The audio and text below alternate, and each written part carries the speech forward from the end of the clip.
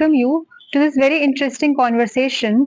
And we are immensely proud and elated to have with us SI Geeta Samota from CISF, who recently scaled Mount Everest, and she has become the first official of CISF to achieve this milestone. Coming from a modest family from Sikar in Rajasthan, Geeta defied all odds and faced toughest challenges to be where she is today and to carve a niche for herself. Let us know more about her journey, training, and her thoughts behind this powerful summit. Welcome to this interview, ma'am. Thank you ma'am, thank you. Ma'am, हम आपसे शुरू करना चाहते हैं इस conversation को इस point से कि आपका जो पूरा चाइल्डहुड रहा और आप जहाँ से आ रही हैं, उसके बारे में आप हमें थोड़ा सा बताइए। देखिए, मैं सीकर के एक बहुत छोटे से गांव चक से बिलोंग करती हूँ और बचपन मेरा हमेशा जैसे ही टॉमबॉय टाइप का खेलने में, कूदने में, इधर-उधर इन सब चीज़ों में रहा और बड़ा ही इंटरेस्टिंग बचपन जैसे नॉर्मली रहता है, जी। वही। तो स्पेशली अगर देखा जाए तो मेरे गाँव में आज भी औरतें घूंघट लगाती है। ओके। तो उस जगह से निकल के आज मैं जहाँ पे हूँ, वो मेरे लिए बहुत ही प्राउड की बात है। आपने जैसे अपना चाइल्डहुड के बारे में जी, बताया, तो आपकी स्कूलिंग भी वहाँ पर हुई, आपका जी। कॉलेज भी वहाँ पर हुआ जी, जी, हाँ और जी। उसके बाद आप सीआईएसएफ आईं। जी, सो जी। हमें ये बताइए कि सीआईएसएफ में आने के पीछे का आपका इंस्पिरेशन क्या था? देखिए, सीआईएसएफ में आने का इंस्पिरेशन कहीं न कहीं जैसे मेरे पापा एयरफोर्स से हैं, तो शायद मुझे यूनिफ़ॉर्म से शुरू से ही लगाव था और हमेशा तो मतलब जो जो भी एडवेंचर एक्टिविटीज़ है, गेम्स ये वो इन सब में मेरा इंटरेस्ट था। जैसे कॉलेज में मैं एनसीसी में भी थी, हुँ। तो एक यूनिफ़ॉर्म के लिए शुरू से ही लगाव यूनिफॉर्म था। सर्विसेज़। जी, जी। जी, ओके। सो हमें बताइए कि आपका जो ये पूरा जर्नी रहा in CISF, you began now you are a sub inspector. जी। You are right now posted in Udaipur, you जी, सेड, जी, या। Yes ma'am. सो अब आपका पेंचान भी रहा स्पोर्ट्स के लिए। सो आपने इससे आपके वर्क और आपके स्पोर्ट्स को किस तरह से देखिए, मैनेज किया? स्पोर्ट्स तो मैं पहले खेलती थी जी। लाइक हॉकी खेलती थी, लेकिन अभी जो ये एडवेंचर स्पोर्ट्स है, ये मैंने 2015 में शुरू किया था। 2015 में मैंने बेसिक कोर्स किया, उसके बाद एडवांस। हुँ। तो मेरे फ़ोर्स का, मेरे ऑर्गेनाइज़ेशन का मुझे हमेशा ही सपोर्ट रहा है। ओके, जब भी मुझे कोई कोर्स करना है या जब भी मुझे कोई एक्सपीडिशन करना है, जब भी मुझे किसी पीक के लिए जाना है, हुँ। तो मेरे फ़ोर्स ने मुझे हमेशा ही सपोर्ट किया है। ओके, जी, ओके। जी। आप पहले हॉकी खेल चुके हैं, जी, जी। उसके बाद आप माउंटेनियरिंग की तरफ आए। जी, जी, जी। तो हम माउंटेनियरिंग पे आपसे विस्तार में बात करना चाहेंगे कि आपका माउंटेनियरिंग की तरफ का जो आपकी रुचि है, वो कैसे आई? आपने कब शुरू किया? देखिए, 2011 में मैं सीआईएसएफ में आई और फिर यहाँ आने के बाद मैंने देखा कि सीआईएसएफ में कोई माउंटेनियर नहीं है। ओके, किसी ने भी आज तक एवरेस्ट स्केल नहीं किया है। जी, तो मैंने सोचा क्यों ना मैं ही यहाँ से शुरुआत करूँ। जी, हो सकता है ये शुरुआत मेरे से ही हो। जी। तो 2015 में फिर मैंने डिपार्टमेंट से ही हमारी सिस्टर ऑर्गेनाइज़ेशन है आईटीबीपी, वहाँ जी। पे बेसिक कोर्स किया। हुँ, 2017 में एडवांस कोर्स किया और हुँ। उसके बाद तो फिर काफ़ी सारे एक्सपीडिशंस का पूरा सिलसिला चल पड़ा। ओके। जी। सो स्पीकिंग ऑफ एक्सपीडिशंस, आप हमें बताएँगे आपने कौन से समिट्स अभी तक किए? हाउ डिड यू अचीव जी, देम? हाँ जी, देखिए बेसिक और एडवांस कोर्स करने के बाद हमारा एक मतलब 2019 में हमारा सीआईएसएफ का एक टीम बना था, जी। जो कि हमारी टीम ने 2019 में माउंट सतोपंथ, जिसे कि मिनी एवरेस्ट भी बोला जाता है, तो हमारी पूरी टीम ने वो क्लाइंब किया। हुँ, हुँ। उसके बाद पूरे सीएपीएफ का मिला के टू 2021 में 2021 में हमारा एक्सपीडिशन गया माउंट एवरेस्ट के लिए। ओके, तो कुछ कारणवश कुछ वेदर इश्यूज़ की वज़ह से हम लोग कैंप 3 से बहुत ही निराश होके लौटे, पूरी टीम ही बहुत निराश थी। जी।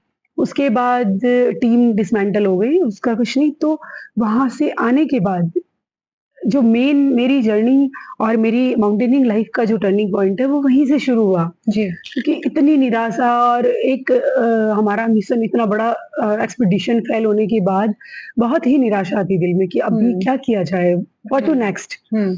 तो फिर मैंने सोचा कि क्यों ना मैं 7 समिट्स शुरू करूँ। 7 समिट्स है सातों कॉन्टिनेंट की हाईएस्ट पीक करना। ओके, तो जैसे जून, जुलाई में हम लोग वापस आए नेपाल से और अगस्त में मैंने 10-15 दिन में ही पूरा स्ट्रेटेजी बना के और मतलब वो इतनी वो थी ना कि नहीं यार अभी तो कुछ करना ही है। जी, तो वो 10-15 दिन में ही फिर मैं यूरोप की सबसे हाईएस्ट पीक माउंट एल्ब्रुस किया मैंने, जी, 13 अगस्त 2021 को जी। और वहाँ से आने के 10-15 दिन बाद फिर मैंने अफ्रीका की सबसे हाईएस्ट पीक माउंट किलिमंजारो किया। जी, तो ये दोनों मेरी 28 डेज़ में थी। तो उसका फास्टेस्ट इंडियन का मेरा वो भी रिकॉर्ड भी है। रिकॉर्ड रहा। जी, तो उसके बाद फिर मैंने ऑस्ट्रेलिया की सबसे हाईएस्ट पीक माउंट कोजियोस को और साउथ अमेरिका की सबसे हाईएस्ट पीक माउंट एकांकागुआ। हुँ। ये पूरा मैंने 6 महीने में किया। हुँ।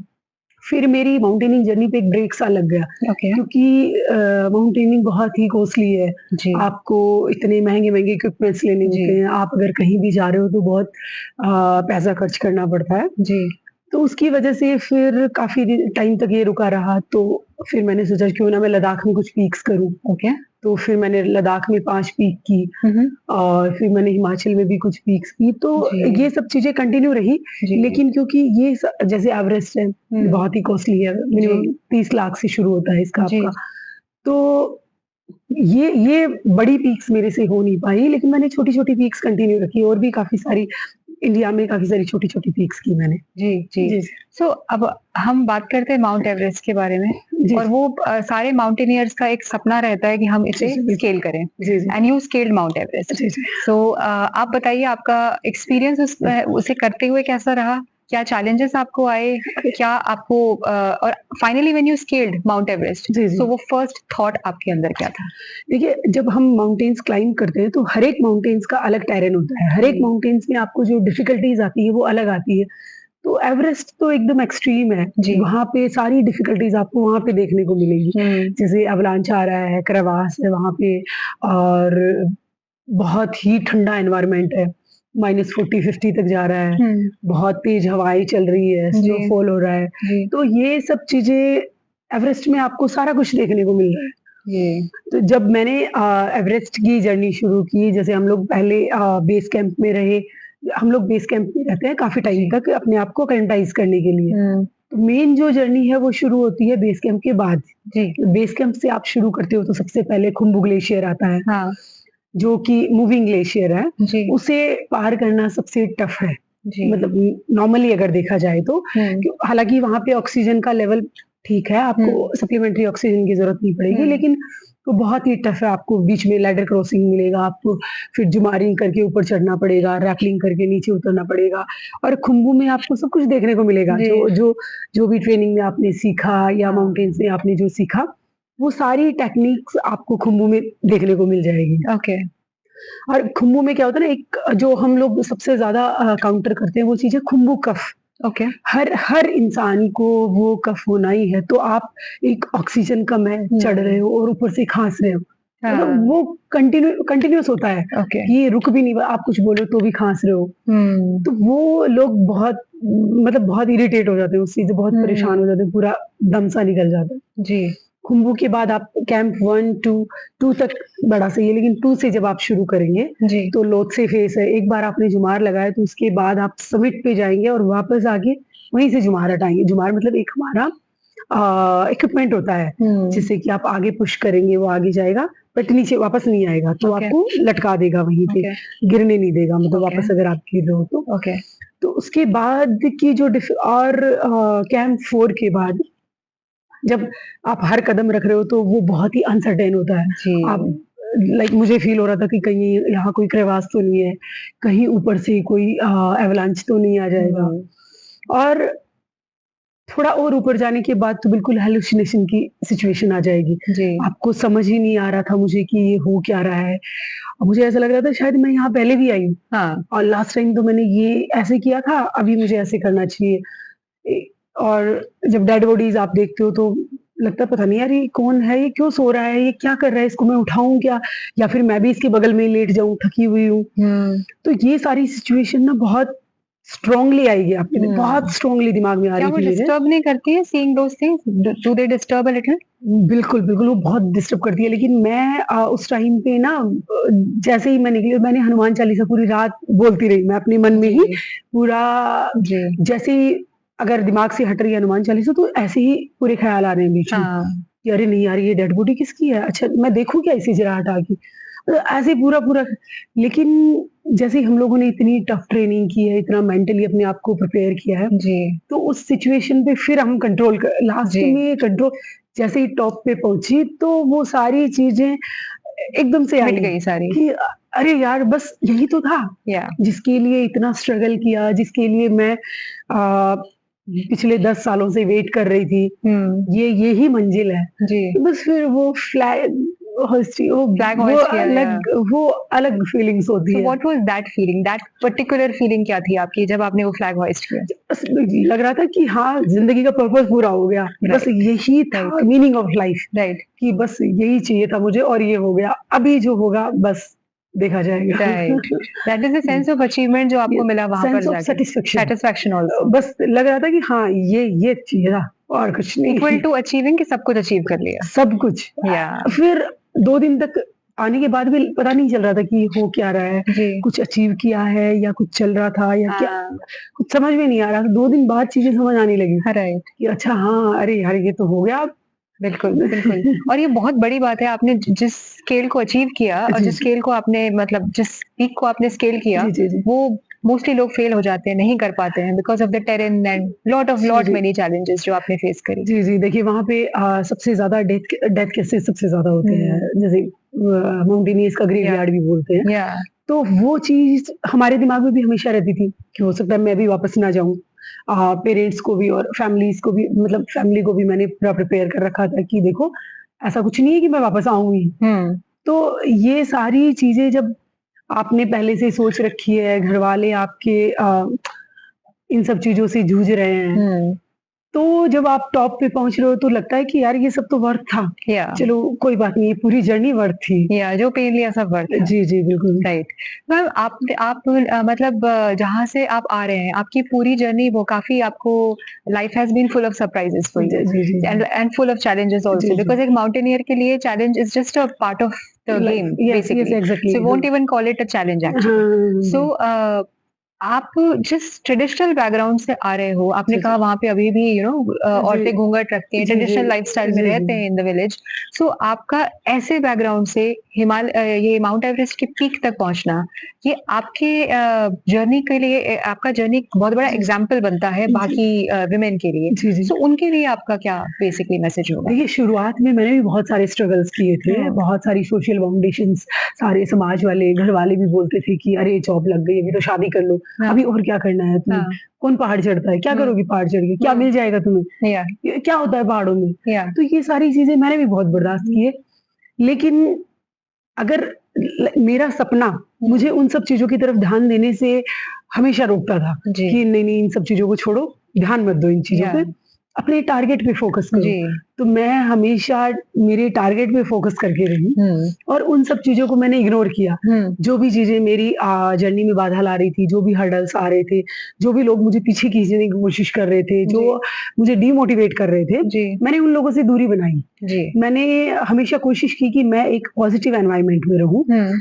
जहाँ पे कि मेरा फ्रेंड सर्कल या फिर मेरी फैमिली मेंबर्स सारे मुझे सिर्फ़ मोटिवेट करें, राइट, कि हाँ यार तुम कर रही हो वो बहुत यूनिक है, बहुत हुँ, अलग चीज़ है वो। हुँ, और स्पेशली मेरी फ़ोर्स के लिए तो ये बहुत बड़ा अचीवमेंट है कि जी, 56 इयर्स के इतिहास में पहली बार हमारा सीआईएसएफ का झंडा उस ऊँचाई पे गया, विश्व की गया, सबसे ऊँची चोटी पे गया है। जी, मैं सिर्फ़ एक ज़रिया बनी हूँ जी, उसका, जिसके लिए कि मैं हमारे डीजी सर की बहुत ही शुक्रगुज़ार हूँ, जी, कि उन्होंने मुझे ये मौका दिया और जी, मेरे पे ट्रस्ट किया।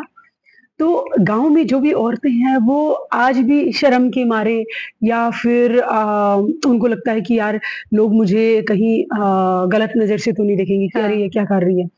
तो उन सब चीज़ों को छोड़ के आप अपने सपनों के पीछे रहिए। जी, आप अपने सपने अचीव करिए और जी, फिर देखिए जो लोग आपको डिमोटिवेट कर रहे हैं हुँ, या फिर आपको कुछ गलत बोले, वो भी आपके साथ खड़े नज़र आएँगे। सही कह रहे हैं। बस ये है कि आपको अपने आप को प्रूव करने की ज़रूरत है और हुँ, प्रूव करने में आपको कई महीने, साल लग जी, सकते हैं जी, और लगेंगे जी, क्योंकि चीज़ें बड़ी मुश्किल से अचीव होती हैं। मुझे हुँ, पता है कि या ये जो आज एवरेस्टर जैसे हम लोगों को जी, क्या होता है ना नॉर्मली जैसे डिग्रीज़ होती है वैसे या ही एवरेस्ट करने के बाद हम लोगों को एक डिग्री मिलती है, एवरेस्ट एवरेस्टर। जी, तो ये जो एवरेस्टर की डिग्री है ये बहुत मुश्किल से मिली है मुझे। या तो इसके पीछे की सारी जो स्ट्रगल्स हैं हुँ।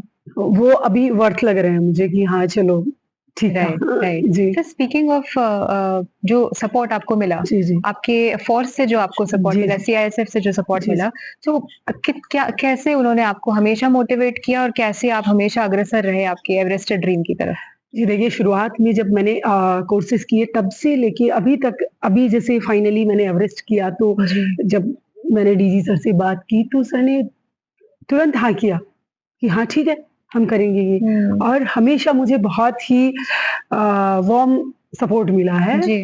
जी, जी। जी, और हमने ये सुना था कि जैसे आपने ये पद अचीव किया जी, और सिमिलरली वो चाह रहे हैं कि आपका और भी टीम जाए, विमेन जी। की कोई टीम जाए जो इस तरह से इन माउंटेन्स को जी, स्केल जी, करे। बिल्कुल। देखिए, ये इस अचीवमेंट के बाद हमारे डीजी सर ने अनाउंस किया है कि 26 में, हुँ। सॉरी 2026 में हमारा, अभी हम लोग एक टीम बना रहे हैं माउंटेनियरिंग की जी, हमारी, जी, और वो टीम हम उम्मीद करते हैं कि अगले साल 2026 में जी। फिर से देश का तिरंगा और सीआईएसएफ का झंडा आप विश्व की सबसे ऊँची चोटी पे लहराएँगे। माउंट एवरेस्ट पे। जी, जी। Okay, Mount okay. एवरेस्ट के लिए हमारी एक टीम फिर से तैयार की जा रही है। जी, हम एक और एक सवाल आपसे पूछना चाहेंगे जी। कि सीआईएसएफ में रिक्रूटमेंट के बहुत से अपॉर्च्युनिटीज़ रहते हैं। जी, जी, जी। तो स्पोर्ट्स में जो इंटरेस्टेड है, जो आप इस जिस तरह से स्पोर्ट्स में रहे, जी। तो क्या ऐसे और लोग इसका हिस्सा बन सकते हैं?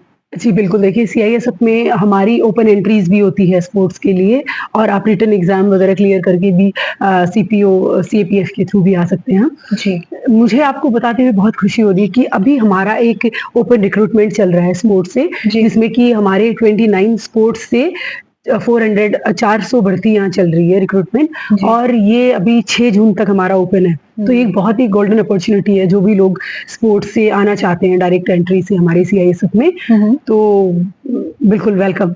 आके ओके, यहाँ आके अपने सपनों को उड़ान दीजिए। उड़ान दीजिए, बिल्कुल जी, सही। जी। जैसे आपने आपकी एक मिसाल तय करी यहाँ जी, जी, पर बिल्कुल, बिल्कुल। और इसके साथ हम आपको धन्यवाद कहेंगे कि थैंक यू आपका मैम। बहुत-बहुत शुक्रिया हमसे बात करने के थैंक यू। लिए। आपकी जर्नी हमारे साथ शेयर करी, आपकी ट्रेनिंग और आपका एवरेस्टर जी, जी, the thank you ma'am. Achievement that you have got उसे भी हमारे साथ शेयर किया जी, एंड थैंक बहुत से लोगों को इंस्पायर किया with your life and journey. Thank you you so ma'am. Much for that. Thank you.